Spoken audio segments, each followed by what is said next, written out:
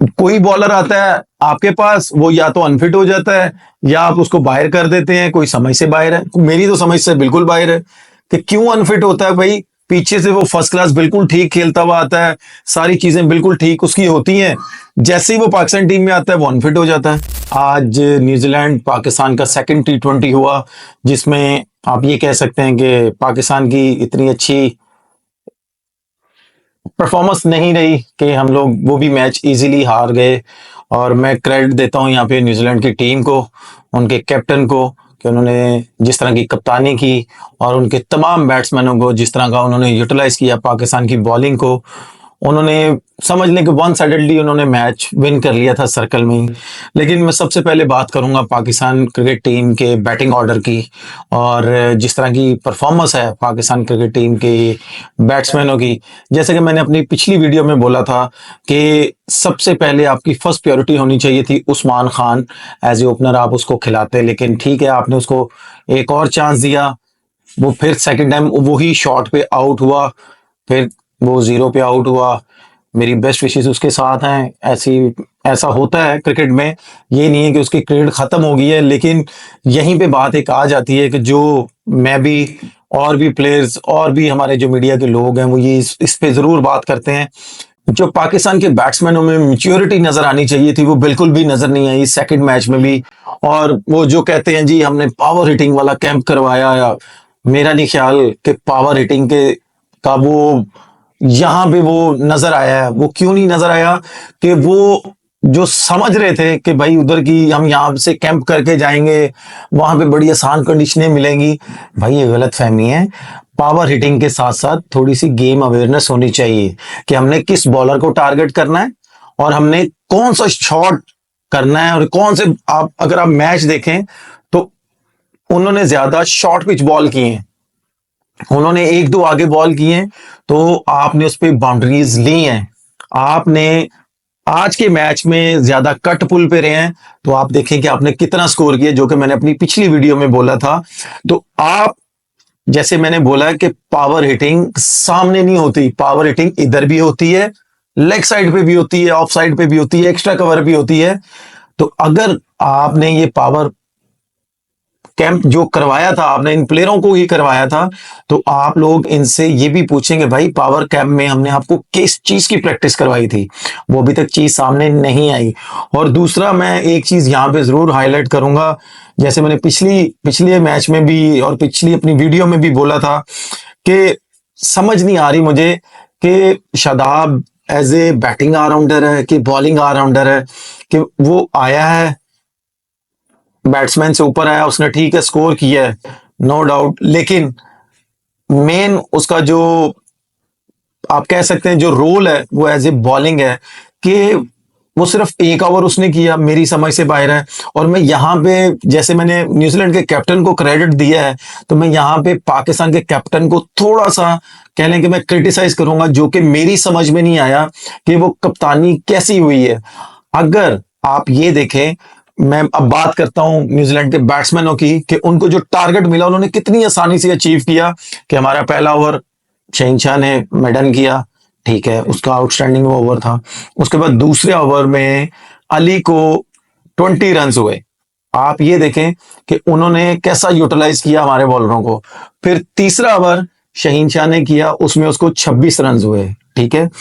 अगर आप ये देखें कि पाकिस्तान के फास्ट बॉलरों को इतना स्कोर हो रहा था, तो बीच में आपने एक ओवर करवाया खुशदिल शाह से जिसमें उसको 5 रन हुए, और न्यूजीलैंड की जो बैटिंग साइड है वो स्पिनरों पे थोड़ा सा स्ट्रगल करती हुई नजर आई। फिर आपने अगला ओवर फास्ट बॉलर को दिया, फिर स्कोर हो गया। तो मेरी समझ में ये नहीं आया कि अगर खुशदिल शाह ने एक ओवर किया था उसमें उसको 5 रन हुए थे, जो कि आपको भी पता है, हमें भी पता है, और देखने वालों को सब पता है कि यार न्यूजीलैंड की टीम ने स्पिनरों के आगे स्ट्रगल किया था। तो फिर दूसरी साइड से शादाब को क्यों नहीं लाया गया, या आगा सलमान ने खुद बॉलिंग क्यों नहीं की। अगर स्पिनर दूसरी साइड से आते तो शायद थोड़ा सा मैच डिफरेंट होता। उन्होंने हमारे फास्ट बॉलरों को टारगेट किया हुआ था, जो कि उनको पता था कि भाई हम स्पिन डिपार्टमेंट में थोड़े से वीक हैं, हम उनमें स्ट्रगल करेंगे। आपको पता है कि न्यूजीलैंड की ये पूरी साइड नहीं खेल रही। अगर ये पूरी साइड खेल रही होती तो फिर मैं कहता ठीक है जी, आपने स्पिनर नहीं लगाए, वो स्पिनरों को भी अच्छा खेलते हैं। लेकिन वो नए लड़के थे, उनको पता था कि स्पिन हमसे नहीं खेला जाएगा, क्योंकि उनका वहां पे बाउंसी ट्रैक होता है, तेज विकेटें होती हैं, तो उनको प्रैक्टिस होती है फास्ट बॉलरों को कैसे खेलना है और उनकी लेंथ कैसे पिक करनी है, जो कि सलमान अली आगा ने बिल्कुल भी इस चीज को नहीं समझा। जैसा कि मैंने आपको बताया कि कप्तानी एक बहुत बड़ा रोल होता है और इस चीज को बड़ा सोच समझ के किसी को देना चाहिए या उसको लेना चाहिए। तो वो क्रिकेट कैसे अपनी ग्राउंड में यूटिलाइज करेगा, लेकिन उसमें मुझे नहीं समझ आई कि मैंने पूरा मैच देखा कि दूसरे एंड से शादाब नहीं आया, सलमान अली आगा नहीं आया, फिर भी फास्ट बॉलरों को करवाते जा रहे हैं। आखिरी 4 ओवरों में शादाब आता है, वो 1 ओवर करने के लिए आता है। 1 ओवर में से उसने एक भी बॉल अपने एरिया में नहीं किया, उसने 6 के 6 बॉल उसने बैकफुट पे किए। मैं तो शुक्र अदा कर दूंगी उस ओवर में मैच डेड नहीं हुआ, बिल्कुल डेड नहीं हुआ कि उन्होंने समझ लें इतना स्कोर नहीं हुआ। भाई अगर आपने उसको लाना था तो जैसे ही सर्कल खत्म हुआ, खुशदिल शाह का ओवर आपको 5 रन का मिला है, उसको आप दूसरे एंड से लेके आते। जो फास्ट बॉलर आपके स्ट्रगल कर रहे थे, आप उनको थोड़ा सा जरा रेस्ट दे देते। आप फिर भी उन्हें लेते हुए आ रहे हैं, बॉलिंग करवाते हुए आ रहे हैं। भाई थोड़ा सा जरा सोचना चाहिए कि आपको समझना चाहिए कि भाई इस विकेट पे बैट्समैन अगर स्पिन डिपार्टमेंट में स्ट्रगल कर रहे हैं तो आपके पास इतनी ऑप्शन है। आप यहां से जो ऑप्शंस लेके गए हैं स्पिन डिपार्टमेंट की, वो भी बाहर बैठी हुई है। प्लेइंग 11 में भी इतनी ऑप्शन आपके पास पड़ी हुई है कि आप इस चीज को भी यूटिलाइज कर सकते हैं, जो कि आपने इस मैच में बिल्कुल भी नहीं की और ना नजर आई। थोड़ा सा मैं ये बोलूंगा सलमान अली आगा को कि जो मैंने पिछली वीडियो में बोला था कि कट पुल पे भी स्कोर होता है, सलमान अली आगा ने उसको यूटिलाइज किया, इस बॉलों को, इस तरह की शॉटों को। लेकिन जो मेरा एक्सपीरियंस है कि सलमान अली आगा को थोड़ा सा और लंबा जाना चाहिए था, कि अगर उसके बैट में बॉल आना शुरू हो गया था, उसकी पूरी बैटिंग साइड अगर स्ट्रगल कर रही थी, तो सलमान अली आगा को अपने आप पे जिम्मेदारी लेनी चाहिए थी एज ए कैप्टन। और वो ये 46 रन्स को या 42 रन्स को अगर कन्वर्ट करता 70 या 75 या 80 पे, तो वो बहुत अच्छा हो जाता पाकिस्तान का टोटल, जो कि सलमान अली आगा कर सकता था। लेकिन क्या है कि उसको शॉर्ट पिच बॉल मिला, उसने देखा कि भाई 3 फील्डर पीछे हैं, तो उसने नीचे हिट करने की कोशिश की, आउट हो गया। न्यूजीलैंड के ग्राउंड बड़े छोटे हैं, मैंने वहां पे बड़ी क्रिकेट खेली है। उधर अगर आप लोग को नजर आ रहा है बॉल, तो प्लीज उसको नीचे मत खेलने जाएं, उसको फिर छिक्का मारने जाएं, या आप ये कह लेंगे उसको आपने मिस नहीं करना। वहां पे इतनी छोटी बाउंड्रीज होती हैं कि वहां पे एज भी लगता है, छिक्का हो जाता है। लेकिन आपने इस चीज को थोड़ा सा जेन में रखना है।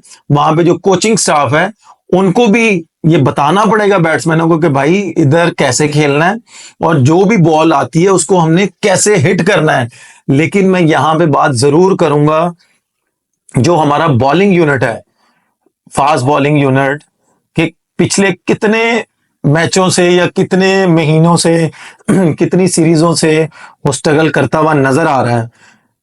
तो मेरा ख्याल है कि हमें अब, मुझे खुद एक फील होना शुरू हो गया है कि यार मैं क्यों बार बार एक नाम ले रहा हूं अजहर महमूद का, कि यार वो क्यों नहीं बॉलरों के साथ काम कर रहे हैं। ठीक है, हेड कोच अपना है, उसने सारा प्लान देना होता है, उसने सबको साथ लेके चलना होता है, लेकिन हर पूरे कोचिंग स्टाफ में हर जो बंदा जो प्रोफेशनल है, उसने अपना डिलीवर करना है बॉलरों के साथ टाइम लगाना है, फिर उसने अपना फीडबैक देना है हेड कोच को। लेकिन मेरी समझ में ये नहीं आ रहा कि अगर हमारा फास्ट बॉलिंग डिपार्टमेंट स्ट्रगल कर रहा है तो अजहर महमूद साहब क्या कर रहे हैं वहां पे? इतने सालों से वो टीम के साथ हैं, वो किस लिए हैं? कोई मुझे बताएगा तो सही यार, कि वो नजर आ रहा है कि भाई हमने उनको इस एरिया में अगर बॉल कर रहे हैं तो भाई हमें बाउंड्रीज पड़ रही हैं, तो क्यों पड़ रही हैं? आप ये देखें कि न्यूजीलैंड के बॉलरों बैट्समैनों ने उनको जो टाइट लाइन पे बॉडी पे बॉल आया उसमें कोई हिट नहीं लगा।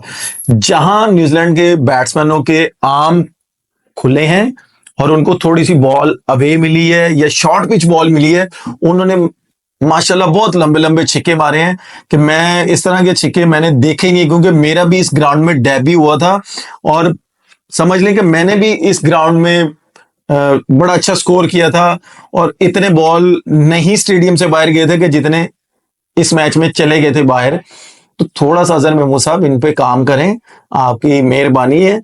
अगर ये थोड़ा सा स्लो वन करते तब भी बेटर था, स्लो वन कर नहीं रहे थे, 2 से 3 स्लो वन किए इन्होंने, उसमें कोई रन नहीं मिले न्यूजीलैंड टीम को।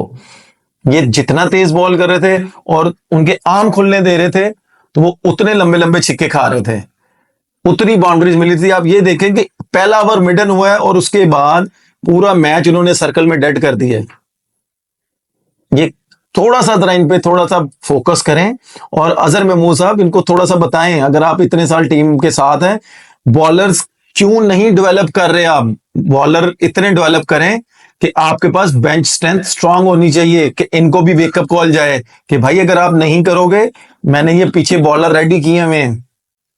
कोई बॉलर आता है आपके पास, वो या तो अनफिट हो जाता है या आप उसको बाहर कर देते हैं, कोई समझ से बाहर है। मेरी तो समझ से बिल्कुल बाहर है कि क्यों अनफिट होता है भाई। पीछे से वो फर्स्ट क्लास बिल्कुल ठीक खेलता हुआ आता है, सारी चीजें बिल्कुल ठीक उसकी होती हैं, जैसे ही वो पाकिस्तान टीम में आता है वो अनफिट हो जाता है।